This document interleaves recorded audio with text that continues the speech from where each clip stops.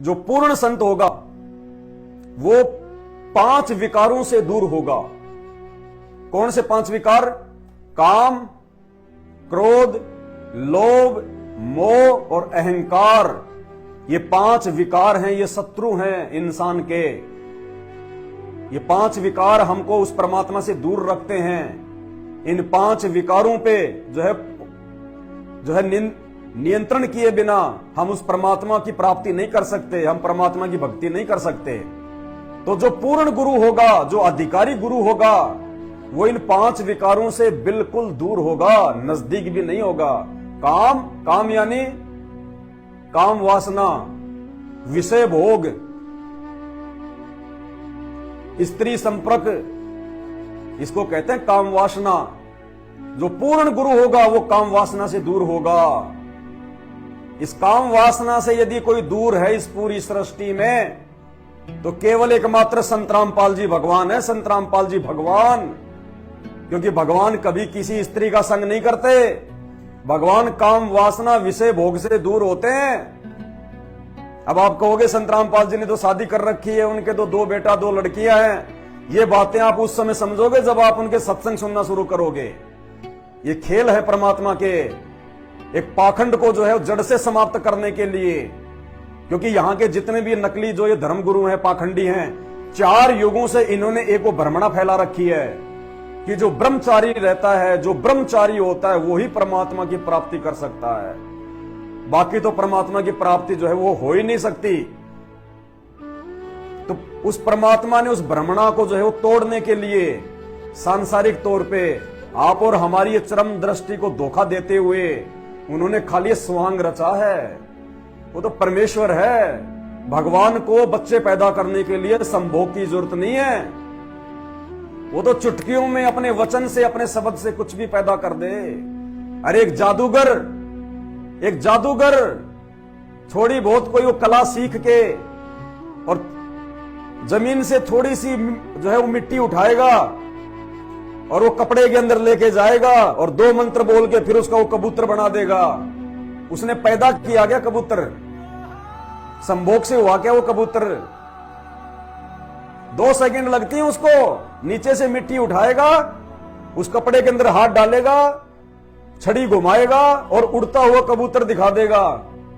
अरे जब छोटा मोटा एक इंसान जिसकी कोई औकात नहीं है, 2 मंत्र सीख के, वो जादूगरी सीख के जब वो ये कर सकता है, भगवान क्या नहीं कर सकता? सीता जी के 2 पुत्र थे, लव और कुश। लव तो श्री रामचंद्र जी के साथ में संपर्क करने से हुआ था, और कुश वाल्मीकि ऋषि ने अपनी शक्ति से बनाया था। एक घास के जो है वो तिनके से बनाया था। वो मां बाप से पैदा नहीं हुआ था। गोरखनाथ 12 वर्ष के बाद में जिसका जन्म जो है गोबर से हुआ था। मच्छंद्रनाथ एक गुरु थे, वो भिक्षा मांगने के लिए गए थे किसी गांव में। तो माई ने उसको भिक्षा दे दी। फिर माई अपना दुखड़ा रोने लग गई, महाराज मेरे कोई पुत्र नहीं है, मेरे कोई बेटा नहीं है, सब मेरे को बांझ बांझ कहते हैं, महाराज आप दया करो। तो महाराज ने कहा कि जा बेटी, 10वें महीने तेरा बेटा हो जाएगा, लेकिन ध्यान रखना वो पहला बेटा तू मेरे को देगी, उसके बाद तेरे और बेटे हो जाएंगे, उनको जो है तू रख लेना। तो माई ने सोचा हो ही नहीं रहे, उससे तो अच्छा है एक महाराज को दे दूंगी, उसके बाद में 2-3 मेरे और हो जाएंगे संतों के आशीर्वाद से। तो जा बेटी हो जाएगा। महाराज जी जैसे ही अपना आशीर्वाद देके वो चलने लगे, तो माई ने कहा कि बाबा आपने कुछ दिया तो है ही नहीं। बोले बेटी हमने अपना वचन दे दिया, वचन से बढ़ के और क्या है? 7 वचन पलटे नहीं, चाहे पलट जाए ब्रह्मांड। सूरज अपना सिस्टम चेंज कर सकता है, लेकिन अगर कोई जो है वो परम संत होगा उसका वचन नहीं बदलेगा। लेकिन माई को विश्वास नहीं हुआ कि महाराज कुछ तो दो खाने पीने का। तो बाबा ने देखा चलो इसको संतुष्टि मिल जाएगी। उन्होंने अपनी झोली से थोड़ी सी वो विभूति दे दी उसको, राख उठा के, कि बेटी इसको ऐसे ऐसे तो पानी में डाल के और तू इसको पी लेना। बोला ठीक है महाराज। अब बाबा जी तो चले गए। पीछे से उसने किसी पड़ोसन को बता दिया कि आज तो ऐसे ऐसे बाबा जी आए थे, उन्होंने मेरे को बेटा होने का आशीर्वाद दे दिया। उसने कहा अरे तेरे को कुछ दिया थोड़ी है खाने पीने का, नालायक कहीं खा ले पी ले मर जाए, ये सारे बाबा ऐसे ही हैं, ढोंगी है, पाखंडी हैं। उसने कहा कि दी तो है मेरे को, राख सी दी है थोड़ी सी, पुड़िया में डाल के, अरे मत खा लेना इसको, फेंक दे इसको, जंतर मंत्र की है, तेरे घर में ये हो जाएगा, वो तेरे वो हो जाएगा। वो डर गई, और वो डर गई तो उसने वो क्या किया, सुबह सुबह जैसे भैंसों का गोबर उठा के माता बहनें डाल के आती हैं कुरड़ी में, वो उसमें डाल दिया उसने, वो कुरड़ी में, और वहां डाल के आ गई। अब वो शक्ति थी, टाइम पे बच्चा पैदा होना था, क्योंकि वचन तो वो मानी नहीं बाबा का, तो बाबा ने वो राख दे दी। अब वो तो राख से होना था काम सारा। 10वें महीने बाबा आया कि माई तो बड़ी हंसी खुशी होगी।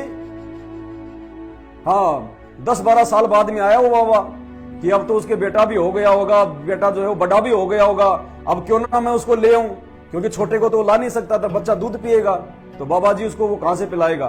तो बाबा जी जो है वो 12 साल के बाद गए कि अब तो मेरा बेटा भी जो है 10-12 साल का हो गया होगा, अब ले आऊंगा उसको, और अब तक तो माई के और भी बच्चे हो गए होंगे। ये सोच के बाबा आया 12 साल बाद, तो माई तो वैसे ही खाली की खाली। बोले माई कहां बेटा? कौन सा बेटा बाबा? अरे कौन सा बेटा, तेरे को आशीर्वाद दिया था ना बाबा, मेरे तो कोई बेटा नहीं हुआ। वो कहां वो राख जो मैंने तेरे को दी थी? बोले महाराज वो तो मैंने जो है वो वहां डाल दी कुरडी में। ओए नादान, चल कहां मेरे को दिखा। बाबा जी साथ में लेके माई को गए खेत में, जहां पे वो डालती थी वो भैंसों का गोबर। कहते हैं वहां बाबा जी ने खोद खोद के देखा नीचे, तो गोरखनाथ 12 साल का वहां पड़ा हुआ है। ये तो सब जानते हैं, जो गोरखपंथी हैं, जो गोरखनाथ के संप्रदाय से हैं, वो तो सब जानते हैं इस बात को। तो गोरखनाथ ने कौन सा जो है मां बाप से जन्म लिया था, कौन सा जो है संभोग से हुए थे। ये आध्यात्मिक शक्तियां होती हैं। अभी आप लोग इन चीजों से अनजान हो, नादान हो। इन नकली संतों ने, इन शंकराचार्यों ने, इन संत महंतों ने आपको मीठी मीठी दवा पिलाई है। बिलनी और राम की कथा ताली बजा दी, आपने सुन ली, अच्छी लगी, घर को आ गए। सुदामा और श्री कृष्ण की कथा ताली बजाई, ढोलक पेटी, अच्छी लगे, आ गए घर पे। इन्होंने वास्तविक बातें तो आपको बताई नहीं। अध्यात्म की 3 प्रकार की होती हैं अध्यात्म में, रोचक, यथार्थ और भयानक। 3 प्रकार की जो है वो होती है वाणियां, रोचक, यथार्थ और जो है वो भयानक। इन्होंने आपको केवल रोचक रोचक बातें सुनाई है, ताकि इनकी मीठी मीठी बातें सुन के आप इनकी दान पेटियां भरते रहो। उन्होंने आपको यथार्थ वाणियां तो सुनाई नहीं। और अगर ये भयानक वाणियां आपको अगर सुना दें, आप पंडाल में एक भी नहीं रुकोगे उनके पास में। इतने नियम कायदे कानून होते हैं भक्ति में, तब कहीं जाके जीव 84 लाख योनियों से बाहर निकलता है। बिलनी राम की कहानी से बाहर नहीं निकलता, सुदामा श्री कृष्ण जी की कहानी से जीव 84 से नहीं छूटता।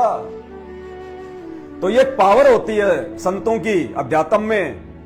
बच्चा पैदा करने के लिए माँ बाप की आवश्यकता नहीं होती है। अभी आप लोग धर्मशास्त्रों से अपरिचित हैं। रक्त बीज नाम का एक राक्षस था, जिसको मारने में ब्रह्मा विष्णु महेश के जो है पसीने छूट गए, भाग गए उस राक्षस के आगे होके खड़े, जिनको हम कहते हैं भगवान है, ये परमात्मा है। तीनों देवता मिलके ब्रह्मा विष्णु महेश रक्त बीज को नहीं मार पाए। और उसको क्या वरदान मिला हुआ था, अगर उस जहां जहां भी उसके रक्त के वो टपके गिरेंगे, सैकड़ों राक्षस और पैदा हो जाएंगे।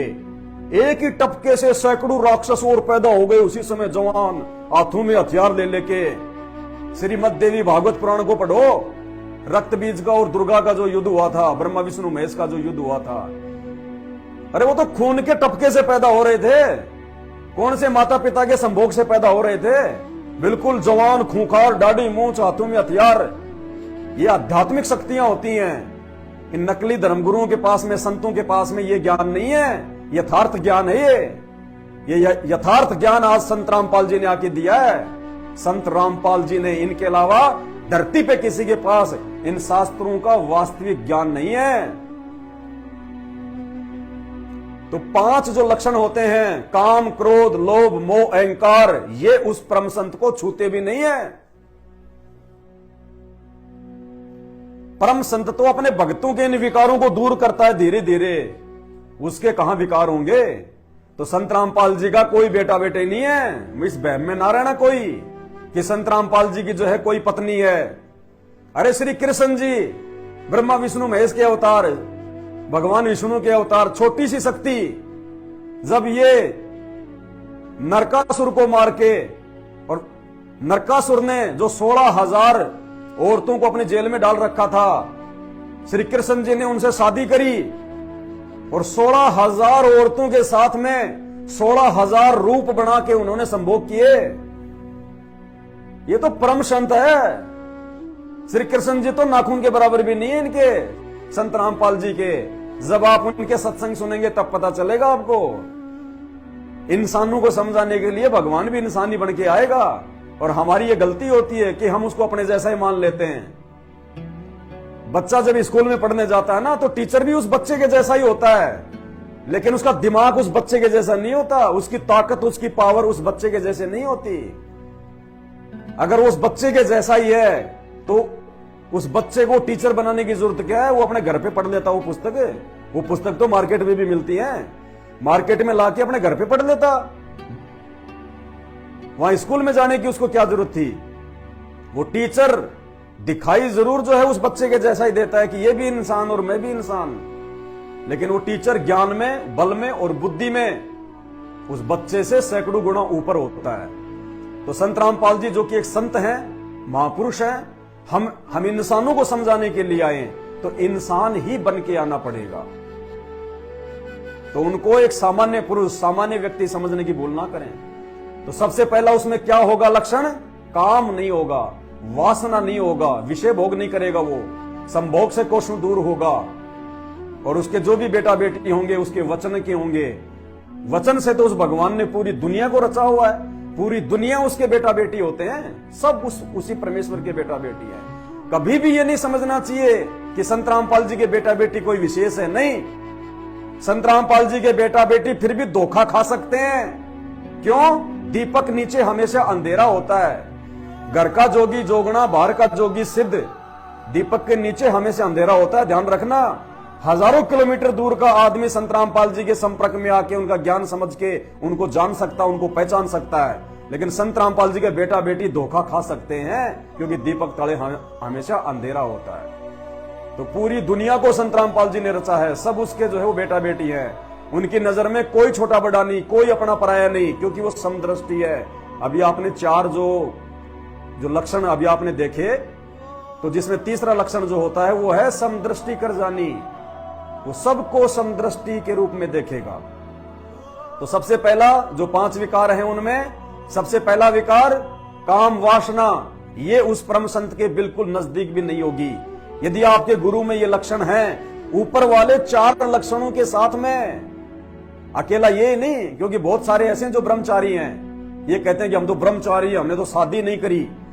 ऐसे बहुत सारे मिलेंगे आपको, लेकिन ऊपर के 4 लक्षण भी उसके ऊपर फिट करके देखना, उन 4 लक्षणों में है कि नहीं है। तो काम वासना उस संत के आसपास भी नहीं होगी, उसके नजदीक भी नहीं होगी। काम और क्रोध, क्रोध यानी गुस्सा, उस परम संत के नजदीक भी नहीं होगा। चाहे दुनिया उसको कितनी गालियां निकाले, दुनिया कितना उसके साथ में दुर्व्यवहार करे, वो गुस्सा नहीं करेगा। उसको पता है कि मेरे बच्चे हैं, शैतान ने इनको अज्ञानता की भांग पिला रखी है, मुझे पहचान नहीं पा रहे। अरे एक पिता के 4 छोटे छोटे बच्चे हैं, नादान हैं, अबोध हैं, उनको ज्ञान नहीं है। वो अगर अपने बाप पे अगर गुस्सा करके अगर गालियां निकालने लग जाएं, छोटे छोटे बच्चे तो जो है चप्पल उठा के बाप को जो है मतलब मारने भी लग जाते हैं। क्या बाप उनको मारता है, उनको पीटता है? क्या बाप उनको माँ बहन की गालियां निकालता है? नहीं। उसको पता है कि ये नादान है, अनजान है, बालक हैं, इनको नहीं पता अभी।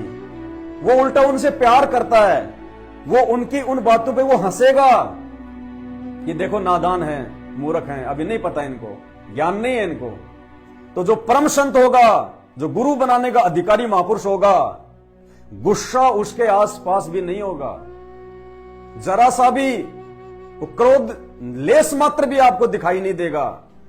चाहे आप उनको मुंह पे गालियां दो, कुछ भी कहो। कहते हैं संत ना छोड़े संतता, चाहे कोटिक मिले असंत। चाहे कितने ही दुष्ट व्यक्ति उससे क्यों ना टकराएं, वो संत कभी भी अपनी साधुता को नहीं छोड़ता। अरे कहानी तो आपने सुनी होगी, एक नदी में साधु महात्मा नहाने गए थे, साथ में उनके 2-4 वो चेले जो वो थे। महाराज जी नहा रहे थे, इतने में एक बिच्छू आया। महाराज जी ने देखा ये जीव है, ये मरेगा इस पानी में डूब के। तो महाराज जी ने उसको पकड़ के बाहर निकालने का जो है प्रयास किया, उसको बाहर फेंकने का प्रयास किया। तो उसने तुरंत महाराज जी के डंक मार दिया। महाराज जी को हुआ दर्द, लेकिन फिर महाराज जी ने उठाया, फिर बाहर फेंकने का प्रयास किया, फिर उसने डंक मार दिया। ऐसा 4-5 बार हुआ। वो चेले देख रहे थे।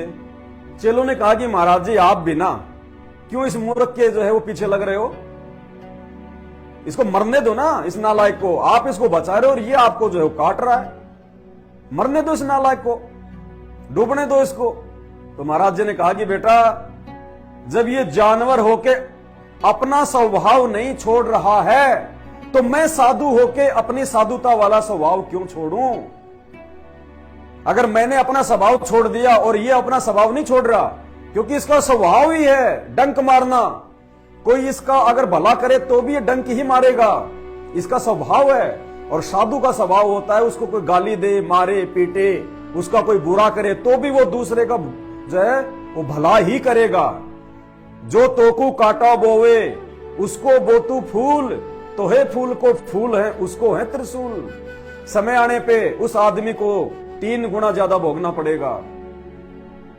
तो वो गुण वर्तमान में सृष्टि में केवल संत रामपाल जी में है और किसी में नहीं है। तो काम, क्रोध, लोभ, भक्तों के दान का लोभ, ये जितने भी नकली संत हैं, आप इनका बैकग्राउंड देख लेना। इनके बिजनेस चल रहे हैं, इनकी पार्टनरशिप है लोगों के साथ में। जाता कहां है तुम्हारा धन, तुम्हारा दान जाता कहां है, जिसकी कोई गिनती नहीं। सरकार जिनसे कोई टैक्स नहीं लेती, एनजीओ बना रखे हैं।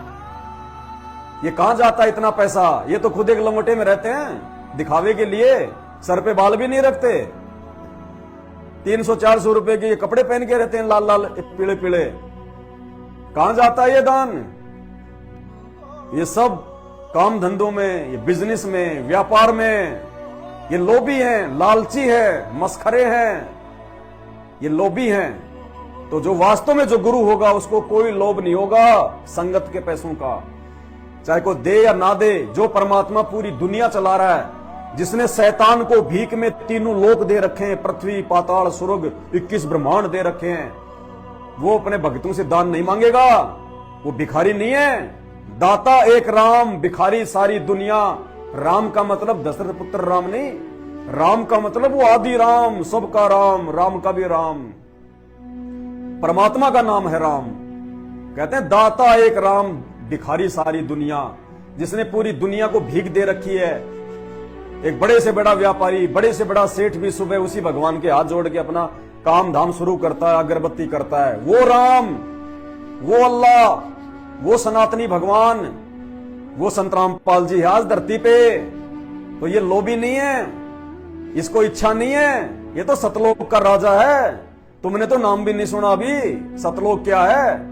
तुमने तो खाली ये जन्नत का और जो है ये बैकुंठ का नाम सुन रखा है। उस बैकुंठ से अरबों खरबों गुना ज्यादा सुख उस वो जो है सतलोक में है, जिसका राजा संत रामपाल जी है। जहां से हम सब लोग अपनी गलती से इस शैतान के साथ में आ गए और वो दयालु परमात्मा हमें वापस ले जाने के लिए आज संत रामपाल जी के रूप में आए हुए हैं। तो कोई लोभ नहीं होगा उसको। काम, क्रोध, लोभ, अहंकार, किसी प्रकार का घमंड नहीं होगा। सिंपल सादा रहेगा। कोई अहंकार नहीं उसको, कोई मान बढ़ाई नहीं, कोई दिखावा नहीं।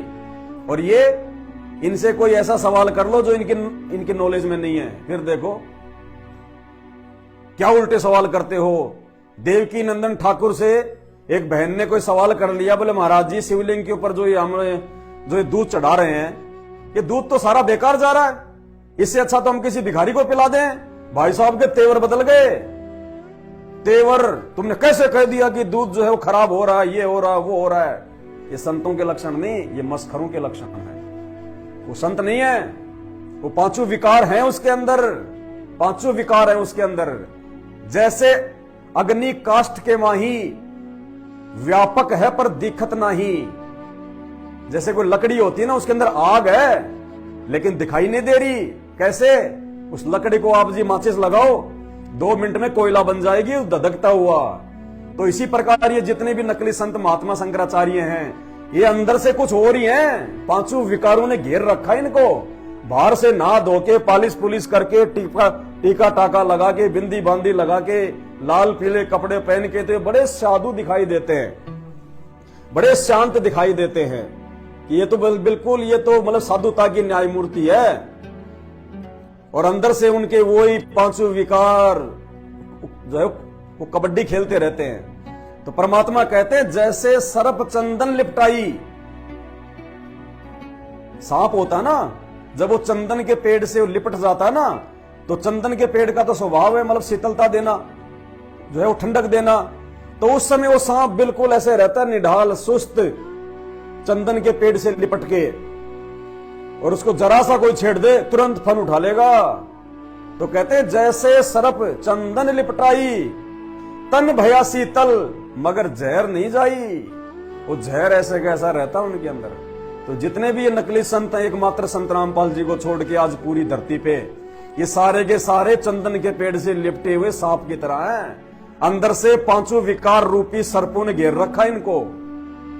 तो काम, क्रोध, लोभ, अहंकार और मोह। मोह यानी ममता, ये मेरा, ये मेरी, ये मेरा, ये मेरी, और बना लूं, और खरीद लूं, एक प्लाट और ले लूं, ये मोह। किसी का अपना बेटा बेटी के प्रति मोह है कि मेरे मरने के बाद में मेरा बेटा बनेगा संत। तो किसी का अपनी औरत के प्रति मोह है, जो है वो ममता है। ये उस परम संत में नहीं होती, क्योंकि उस परम संत को आत्मज्ञान होता है। और जिसको आत्मज्ञान होता है उसको ये मालूम होता है कि ये जो देह है, जो शरीर है, ये तो क्षणभंगुर है। इसकी तो अंत में पाव भर, मुट्ठी भर राख बनेगी। कोई बेटा बेटी नहीं है यहां किसी का। अगर मेरा ही बेटा है ये, तो मेरा जो पिछला जन्म था उसमें कहां था ये? मैं कहां था, ये कहां था? और मरने के बाद में क्या मेरा बेटा रहेगा? ये कहां जन्म लेगा, मैं कहां जन्म लूंगा? तो उसको जो है वो आत्मज्ञान होता है कि तू किसके लिए कर रहा है। खाली अपनी जिम्मेदारी निभा, फालतू का उनसे जो है लगाव ना रख। सबके अपने अपने संस्कार हैं, सबके अपने अपने वो कर्म हैं। महाभारत के युद्ध में जब अभिमन्यु की जब मृत्यु हो गई थी, तो जो क्या नाम था उसका, अर्जुन, पुत्र मोह में इतना पागल हो गया, रोने लगा, बिलखने लगा। श्री कृष्ण जी कहा मैं तो अपने बेटे के बिना जीवित ही नहीं रह सकता, मुझे उसको दिखाओ एक बार। अंत में श्री कृष्ण जी ले गए उसको ऊपर। तो वो वहां पे अपने साथियों के साथ में चौपड़ से खेल रहा था, जैसे अपन यहां पे वो कैरम खेलते हैं, शतरंज खेलते हैं, वो शतरंज खेल रहा था वहां। क्योंकि वो तो शरीर छोड़ चुका था, उसको तो याददाश्त उसकी समाप्त हो गई थी, उसको तो मालूम ही नहीं था। वो तो कोई और जन्म जो है उसका मतलब ले चुका था, हो चुका था वो तो। अब वहां अर्जुन गया, अर्जुन ने देखा कि मेरा बेटा ये बैठा अभिमन्यु ये शतरंज खेल रहा है, जाके उसके लिपट गया, बोले अरे मेरे बेटे, ओ मेरे बेटे। तो अभिमन्यु ने उसको धक्का मारा। अरे बोले कौन है, कहां से आया है? मेरा बेटा कौन है तू? तब श्री कृष्ण जी की आंखें खुली कि यहां तो कोई किसी का नहीं है। यहां तो जब तक जीवन है तब तक एक दूसरे के अंदर हम लोग आपस में फंस रहे हैं। जैसे शरीर छूटा, बेटा कहीं गधा बनेगा, बाप कहीं मुर्गा बनेगा, अगर संत रामपाल जी की शरण में नहीं आए तो। और संत रामपाल जी की शरण में आ गए, आजीवन इनकी भक्ति करी, इतनी आसान मौत होगी, इतनी आसान बैठे बैठे जब आप चाहोगे तब कि गुरुजी आज मेरा शरीर निकाल दो, आज मैं अब वहां चलना चाहता हूं आपके साथ, उस दिन आपकी श्वासें निकलेंगी। जैसे पका हुआ आम अपने आप ही टूट के गिर जाता है, और जो कच्चा आम होता है उसको तोड़ने में कितना जोर लगता है। तो एकमात्र संत रामपाल जी की भक्ति है इस दुनिया में, यदि आप अपनी देह को भी अंतिम समय में आसानी से छोड़ना चाहते हो तो। नहीं तो भाई कैंसर, ब्लड प्रेशर, डायबिटीज, पता नहीं क्या क्या रोग दुनिया भर के तड़प तड़प के मरते हैं, कोई एक्सीडेंट में, कोई कैसे। तो संत रामपाल जी, तो ये ममता जो है ये उस परम संत में नहीं होगी। ना अपने बेटा बेटी के प्रति, ना किसी जो है अपने रिश्तेदार के प्रति, ना किसी संपत्ति के प्रति, ना किसी आश्रम के प्रति, ना किसी गाड़ी और घोड़ों के प्रति। वो मोह ममता से दूर होता है वो परम संत। ये लक्षण होते हैं। तो अब आज का वीडियो हम शुरू करेंगे। आगे भाई के सवालों का जवाब देंगे जिन्होंने हमें शास्त्रार्थ के लिए चुनौती दी है, आमंत्रित किया है। उससे पहले तो ये भूमिका बनाई है ताकि आप लोगों को समझ में आ जाए कि वास्तव में गुरु कौन होता है। अगर हम किसी को अपना गुरु बनाएं तो उसके क्या जो है वो लक्षण होते हैं। उस भाई ने तो तुरंत मुंह उठा के बोल दिया, अगर संत रामपाल जी के भगत मुझे पराजित कर देंगे तो मैं संत रामपाल जी को अपना गुरु धारण कर लूंगा। क्या कभी उन्होंने संत रामपाल जी के सत्संग कभी सुने? क्या कभी उन्होंने संत रामपाल जी के विचार सुने कि संत रामपाल जी के अंदर वो गुण वो लक्षण है नहीं है? संत रामपाल जी मोह ममता लोभ अहंकार इनसे दूर है कि नहीं है? बस 20,000 का मोबाइल खरीद लो, 300 रुपए का रिचार्ज करवा लो, जो मर्जी मुंह में आए बोल दो। और फिर कह रहे तुम्हें, अगर तुम हार गए तो तुमने जो है भगवान शिव को गुरु बनाना पड़ेगा। तो ले आओ भगवान शिव को धरती पे, पहले उनकी परीक्षा लेंगे, पहले देखेंगे उनमें सारे गुण है कि नहीं है, वो मर्यादाओं में है कि नहीं है, वो गुरु बनाने के लायक है कि नहीं है, वो मोह माया से दूर है कि नहीं है। पहले उसको बजा बजा के देखेंगे। भैया 50 रुपए का मटका लाते, बजा बजा के देखते हैं। तो पानी पियो छान के और गुरु बनाओ जान के। सबसे पहले तो भगवान शिव को नीचे लेके आओ तुम कि ये आ गए भगवान शंकर। फिर भगवान शंकर को हम बजा बजा के देखेंगे ज्ञान से। बजाने का मतलब उनसे सवाल करेंगे, शास्त्रों से सवाल करेंगे। अगर भगवान है, परमात्मा है तो जवाब देगा। फिर देखेंगे उसमें वो गुण वो लक्षण है कि नहीं है जो एक गुरु में होने चाहिए। फिर देखेंगे, फिर करेंगे उनसे शास्त्रार्थ। पहले उनको नीचे उतारो धरती पे। एक बार और सुन लो भाई का, फिर बताएंगे आपको श्री कृष्ण भगवान का ये श्री महादेव जी का जीवन चरित्र। फिर आपको दिखाएंगे कि वो गुरु बनाने के लायक हैं कि नहीं है, उनमें 4 गुण है कि नहीं है। शंकर जी में 4 गुण है कि नहीं है, ताकि जो है उनको गुरु बनाया जा सके। भगवान शंकर काम क्रोध मोह लोभ अहंकार इन 5 विकारों से दूर है या नहीं है, ताकि उनको जो है गुरु बनाया जा सके।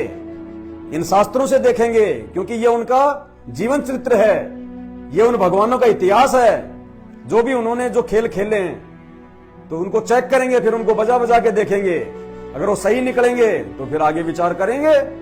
तो एक बार हम आगे बढ़े भगवान शंकर के विषय में यह जानने के लिए कि क्या वो गुरु बनाने के लायक है कि नहीं है, वो 5 विकारों से दूर है कि नहीं है। उससे पहले भाई का एक बार वीडियो और देख लो, जो नए भाई जुड़े हैं, जिन्होंने संत रामपाल जी के भक्तों को शास्त्रार्थ के लिए आमंत्रित किया है, चुनौती दी है। हर हर महादेव। मैं स्वामी शून्य शैव शास्त्र शस्त्र गुरुकुल से रामपाल जी के शिष्यों को मैं सादर आमंत्रित करता हूँ शास्त्रार्थ के लिए। यदि रामपाल जी के शिष्य मुझे शास्त्रार्थ में पराजित कर देते हैं तो मैं रामपाल जी को अपने गुरु के रूप में धारण करूंगा, रामपाल जी को मैं अपना गुरु मान लूंगा। यदि ये लोग शास्त्रार्थ में मुझसे पराजित हो जाते हैं तो इन्हें भगवान शिव को अपना गुरु मानना होगा। भगवान शिव को गुरु मानने से पहले भगवान शिव के बारे में थोड़ा हम जान लें, हम पढ़ लें, क्योंकि भगवान शिव का पूरा इतिहास हमारे पास में है। ये शास्त्रार्थ, ये शास्त्र, ये पुराण, ये उनकी महिमा से जो है वो भरे पड़े हैं। हर भगवान का जो काला चिट्ठा है, जो नीला चिट्ठा है, जो पीला चिट्ठा है, वो इन शास्त्रों में है। उनकी जीवनी, उनके कर्म, उनके कुकर्म, सब कुछ हमारे पास में उपलब्ध है। तो पहले हम ये तो देख लें कि वे गुरु बनाने के लायक है कि नहीं है। हम बच्चे का स्कूल में एडमिशन करवाने के लिए जाते हैं, पहले देखते हैं इस स्कूल के टीचर कैसे हैं, कहां तक उनकी शिक्षा है, ये हमारे बच्चे को सही ज्ञान दे पाएंगे या नहीं दे पाएंगे। नहीं तो दूसरी स्कूल में जाते हैं। तो भाई ये तो आत्मा का सवाल है, ऐसे कैसे गुरु बना लेंगे। गुरु बनाने से पहले उसके बारे में पूरी छानबीन होनी चाहिए। तो आपके सामने ये ब्रह्म वैवर्त पुराण है, 18 पुराणों में से एक है ब्रह्म वैवर्त पुराण। ये ब्रह्म वैवर्त पुराण है, गीता प्रेस गोरखपुर से ये प्रकाशित है। सभी को ये मान्य है, ये प्रमाणित है, कोई इसको झुठला नहीं सकता। हर धर्मगुरुओं के पास में है, जो भी लोग अध्यात्म में रुचि रखते हैं उनके पास भी है। तो ये ब्रह्म वैवर्त ये पुराण है। इस ब्रह्म वैवर्त पुराण से और गीता प्रेस से ये प्रकाशित है और इसका जो कोड नंबर है वो है 631। सचित्र मोटा टाइप, केवल हिंदी, ब्रह्म वैवर्त पुराण, बार बार बोल रहा हूं, देख लेना। और इसका पेज नंबर है 606। 606 पेज नंबर है। संक्षिप्त ब्रह्म वैवर्त पुराण। और 606 के बाद में हम आएंगे 607 पे, जहां से हमारे ये काम की हो रही है शुरू, स्टार्ट बात है। श्री कृष्ण जन्म खंड 607 नंबर का पेज है। इस पे यह है श्री कृष्ण जन्म खंड। अब इसमें क्या है जो हमारे मतलब का है। शिव का सती के शव को लेकर शोकवश समस्त लोकों में भ्रमण, यानी भगवान शंकर मोह ममता से दूर हैं कि नहीं है, या ये भी ऐसे प्यार प्रेम में उलझे हुए हैं जैसे हम आम प्राणी होते हैं जिनको ज्ञान नहीं होता है। जब कोई बेटा मर जाए तो रोने लग जाते हैं, उनकी पत्नी मर जाए तो रोने लग जाएंगे, क्योंकि उनको आत्मज्ञान नहीं है। एक होता है आत्मज्ञान, एक होता है परमात्म ज्ञान। परमात्म ज्ञान तो बहुत दूर की बात है, वो तो आज संत रामपाल जी ने आके दिया है, किसी के पास है भी नहीं। उससे पहले परमात्म ज्ञान को लेने से पहले हमारे को आत्मज्ञान होना चाहिए, अपने विषय में ज्ञान होना चाहिए कि ये माटी का पुतला क्या है। आज मैंने जन्म लिया, मैं कल को मर गया, कहां जाऊंगा, क्या होगा, क्यों जन्मा, क्यों मरा, ये सब क्या है। ये बेटा बेटी, ये पत्नी, माता पिता आज से पहले कहां थे। जैसे माँ के पेट से बाहर आया तो कोई नाना बन गया मेरा, कोई मामी बन गई, कोई फूफा बन गया, कोई भाई बन गया, कोई मेरा बाप बन गया, उससे पहले कोई नहीं था। और जैसे मैं मरा तो मामी फूफा चाचा कोई साथ नहीं आ रहा, सब रिश्ते नाते खत्म, समाप्त। ये सब क्या जीवन है, ये क्यों जी रहे हैं फिर अगर मरना ही है तो। अगर ऐसे ही कोई सुख का पता नहीं, कोई दुख का पता नहीं, कब एक्सीडेंट हो जाए, कब बेटा मर जाए, कब कोई रोग आ जाए, कब हॉस्पिटल में पड़े रहे, कोई मालूम नहीं, फिर काहे का जीवन है ये, जिसमें कोई जो है मालूम ही नहीं आगे का, एक सेकंड का भी। उसको कहते हैं आत्मज्ञान।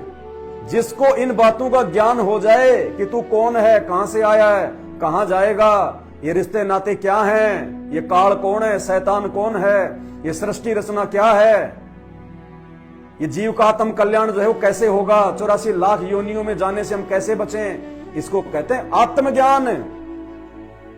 और जो उस रोग से बाहर निकाल दे जन्म मरण के, उसको कहते हैं परमात्म ज्ञान। कि कौन होगा वो ऐसा महापुरुष, वो संत जो इस झंझट को सदा सदा के लिए मिटा दे।